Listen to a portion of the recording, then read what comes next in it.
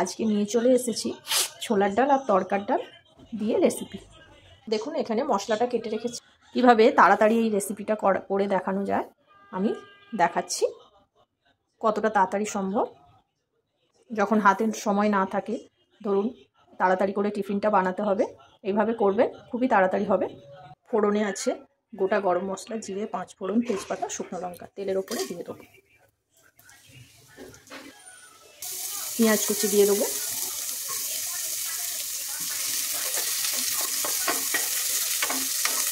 এদিকে মিক্সির মধ্যে রসুন, আদা, টমেটো আর 2টো শুকনো লঙ্কা দেবো।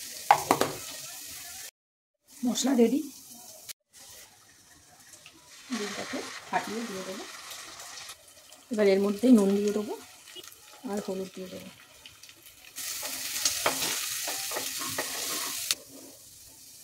এবার মিক্সির মশলাগুলো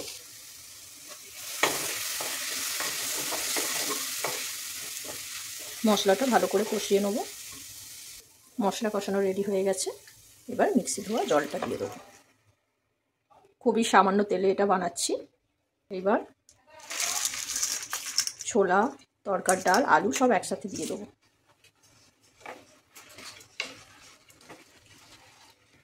এবার পরিমাণ মতো জল দিয়ে দেবো।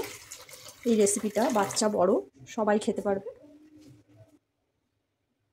এইবার প্রেসারটা ঢাকা লাগিয়ে দেবো। 3টে সিটি হয়ে গেলে বন্ধ করে দেবো। নামানোর পর একটু ঘি দিয়ে দেবেন, একটু চিনি আর একটু লেবুর রস দিয়ে ভালো করে একটু নেড়ে নেব। দেখুন কি সুন্দর দেখতে হয়েছে। খুব তাড়াতাড়ি রেডি হয়ে যাবে। এই রকমভাবে করবেন আপনারা বন্ধু। তরকাটা দারুণ খেতে হবে, সুস্বাদু খেতে হবে। আর আমার রান্না যদি আপনাদের ভালো লাগে অবশ্যই লাইক, কমেন্ট, শেয়ার করে দেবেন আর সাবস্ক্রাইব করতে ভুলবেন না বন্ধুরা।